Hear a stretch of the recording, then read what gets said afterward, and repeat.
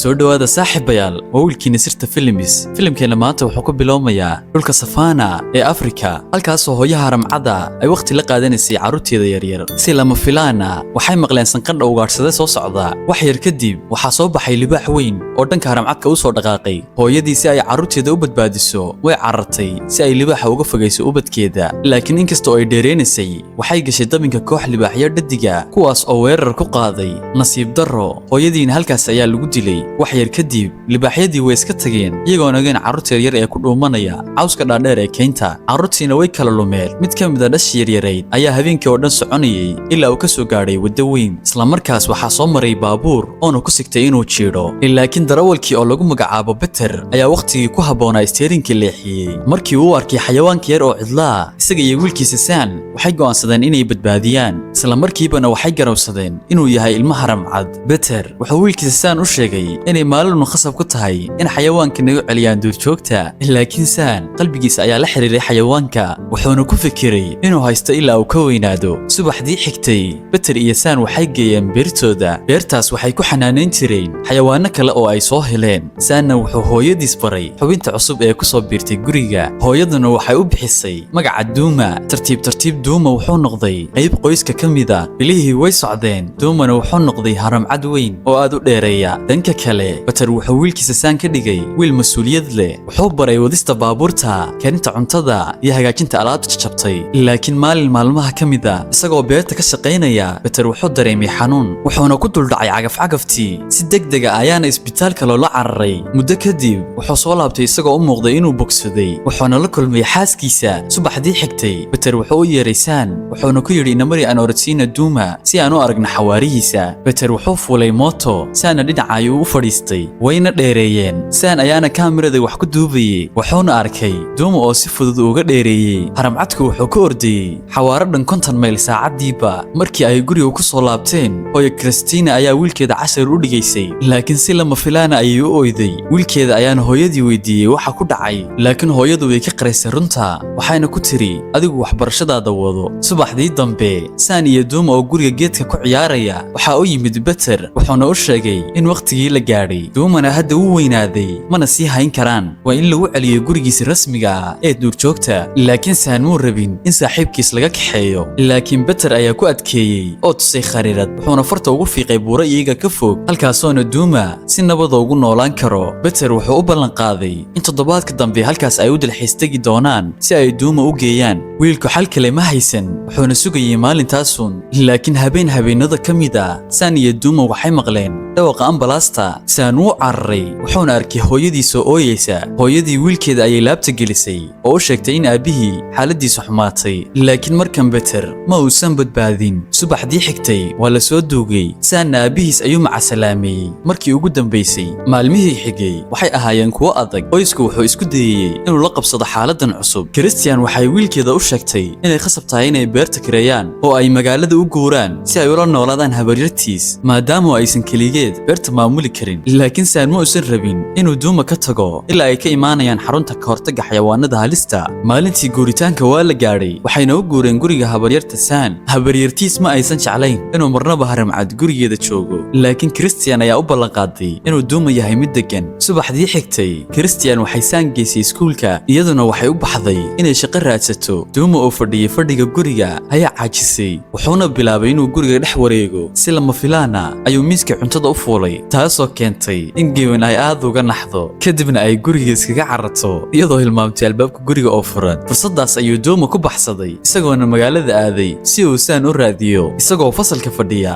Saan wuxuu daaqada ka arkay Duuma intaa kadib iskuulka oo dhan ayay qayl isqabsatay ardayduna way kala carareen markay arkeen Ramcad dhismaha dhex ordaya laba booliis oo qoryo wata ayaa soo galay Saan si degdeg ah ayuu u baxay si uu u helo Duuma inta aysan booliisku dilin Saan oo Duuma raadinaya ayaa suuliya galay halkaas oo wiilal dhib badan ay isku hareereeyeen Saan ma cabsan laakiin wiilashii ayaa bilaabay inay garaacaan isla waqtigaas Duuma ayaa ka soo baxay mid ka mid ah musqulaha wuxuuna sameeyay guux taasoo wiilashii ka nixisay oo ay ka carareen Saan wuxuu isku dayay inuu Duuma halkaas ka saaro laakiin booliiskii ayaa arkay oo eriyaday Saan iyo Duuma way ordeen oo booliiska way ka dhunteen waxayna galeen beer nasasho Saan wuxuu gartay in Duuma aanu magaalada ku badbaadayn wuxuuna xasuustay qorshihii aabihii ee ahaa in buuraha la geeyo wuxuuna ku laabtay gurigoodii hore wuxuuna qaatay mootadii aabihii iyo khariiradii wuxuuna u dhaqaaqay dhanka buuraha saacado kadib shidaalkii ayaa kaga dhammaaday meel cidlo ah saanna wuxuu watay hal dhala oo biyo oo keliya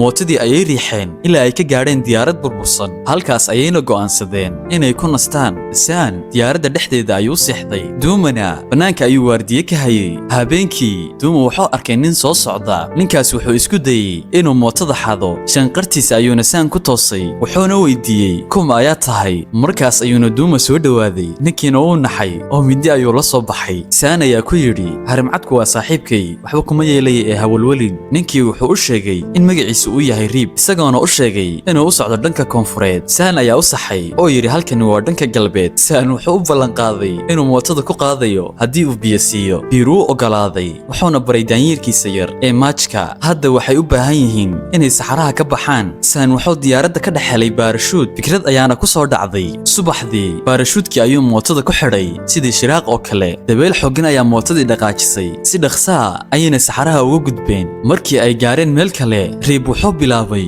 inuu biyo raadiyo wuxuuna qoday dhulka ilaa uu biyo ka helay kadibna cunto ayay u baahdeen saan wuxuu arkay goroyo wuxuuna ku fakeray inuu tijaabiyo ugaarsiga duuma wuxuu eryaday goroyadii kaynta ayayna galeen markii uu saan ka daba tegey wuxuu arkay goroyadii oo maqan laakiin duuma wuxuu helay ukumihii goroyada waxayna u yimaadeen isagoo cunaya biir ayaa middan ku qoslay oo yidhi haddii uun sidan ku sii socdo kaynta afrika kuma noolaan karo waa inuu noqdaa ugaadhsade dhaba saan wuxuu biir tusay khariiradda iyo buurta uu u socdo riib wuxuu u sheegay in halkaas si loo gaaro ay khasab tahay in la maro dhulka okafango goobtaasoo ah meel aad u khatar badan riib wuxuu kula teliyey inuu duuma iibiyo lacagna uu ka sameeyo laakiin saan si adag ayuu u diiday riib wuxuu go'aansaday inuu in muddo ah sii raaco jidka ayay sii socdeen saanna wuxuu eegayay khariiradii aabihii wuxuuna arkay in galbeed ay u socdaan laakiin riib wuxuu watay waddo kale middaas oo saan shaki gelisay waxay gaadheen tuulo qadiimiya taasoo dadkii ku noolaa ay wada dhinteen lafahooduna ay daadsan yihiin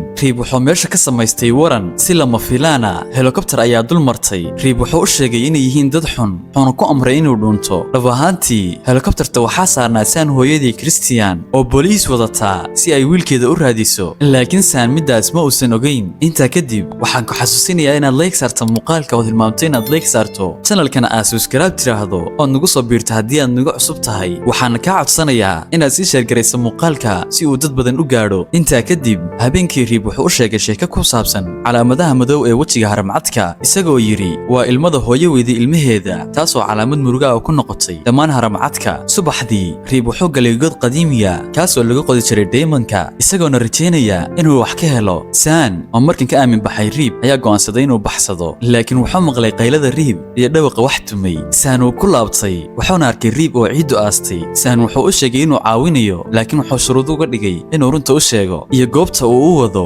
riib wuxuu qirtay inuu marayo waddo kale oo buuraha dhinacooda marta laakiin saan uu rumaysan waayey isagoo u qaatay inuu doonayo inuu geeyo magaalada si uu duuma u iibiyo saan riib halkaas ayuu kaga tegey isagoona qaatay boorsadii riib iyo daanyeerkii maajka safarkiisa ayuuna sii watay saan iyo duuma waxay gaareen webi weyn sidayna khariiraddu sheegayso waa inay ka gudbaan saanna wuxuu sameeyey doon macmala markii ay webiga dhex marayeen biyaha ayaa noqday kuwo khatar oo qulqulaya doontoodina way gadoontay dhammaantoodna biyaha ayay ku dhaceen waxaa soo weeraray koox yaxaasye ah saan wuxuu isticmaalay warankii riib si uu isku difaaco si dirqiya ayayna ku badbaadeen kadibna waxay soo dhex mareen beer geley ah dhanka kale saan wuxuu arkay raxan lo'da duurjoogta duumana wuxuu isku dayey inuu mid ka mida eryado saanna wuu waayey saaxiibkiis wuxuuna raadinayay ilaa habeenkii saan oo kaynta dhex socda ayaa la kulmay doofaar duurjoog ah geed ayuuna ka fuulay caara sunli ayaana wejiga ka martay laakiin wuu is adkeeyey markii uu geedka ka soo degay wuxuu helay duuma oo ku jira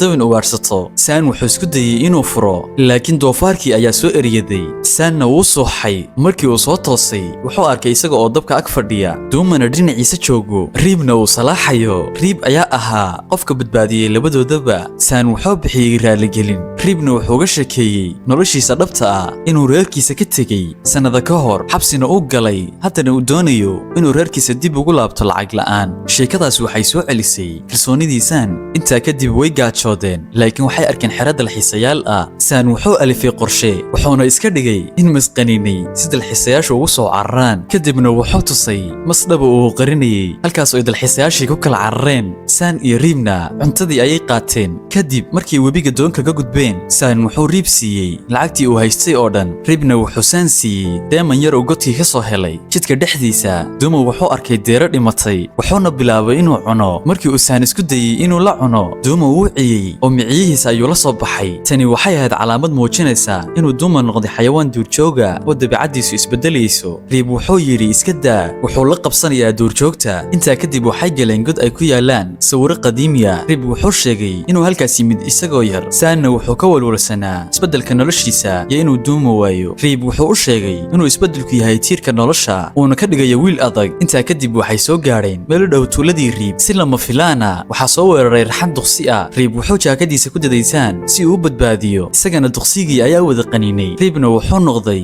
mid barara oo xanuunsada ilaa uu ka socon waayay habeenkii roob ayaa da'ay Sanna wuxuu shiday dab markii uu Sam isku dayay inuu caawimaad doono libaxyo ayaa soo weeraray Duma oo hadda noqday geesi ayaa libaxyadii hor istaagay isagoona dhanka kale u kaxeeyay si uu San u badbaadiyo San wuxuu gaadhay tuuladii wuxuuna la soo laabtay dadkii tuulada oo Reeb badbaadiyey dadka tuulada ayaa Reeb ku daweeyay dhir dabiici ah markii uu soo miirsaday wuxuu arkay qoyskiisii Reeb uu ooyay wuxuuna San baray qoyskiisa San uu baxay si uu u raadiyo Duma wuxuuna arkay Duma oo la jooga haramcad kale oo dhadiga iyo waliba iyagoo deero wada cunaya San wuxuu hadda xaqiiqsaday inuu Duma helay gurigiisii rasmiga ahaa wuu u yeedhay Dumana wuu soo dhawaaday oo madaxa ayuu ka taabtay sidii caadada u ahayd San isagoo ilmeynaya ayuu yiri waligay kuma ilaawi doono wuxuuna ku fasaxay keynta waqti kadib San hooyadii Christian oo beerta joogta ayaa aragtay mooto soo socota waxaa waday Sam oo xidhan dhar dhaqameedka qabiilkii Reeb waxaana la socday daanyeerkii Maajka hooyadii way u soo oroday oo laabta ayay gelisay Sanna wuxuu u ballan qaaday inuusan mar dambe ka tegi doonin wuxuu noqday nin mas'uula oo buuxin kara booskii aabihii halka Dumana uu ku nool yahay nolol xor oo farxad leh keynta dhexdeeda haddii aad halkan la soo gaadhay waxaan ka codsanayaa inaad like saarto muuqaalka channelkana aad subscribe tiraahdo oo nagu soo biirto haddii aad nagu cusub tahay halkan waxaan ku soo gudbinaa filmo aad u xiiso badan oo ku cajabin doona haddii aad u baahan tahay filmka magaciisana hoos ayaan idiin soo dhigay waxaan ku kulmi doonaa muuqaalkan xiga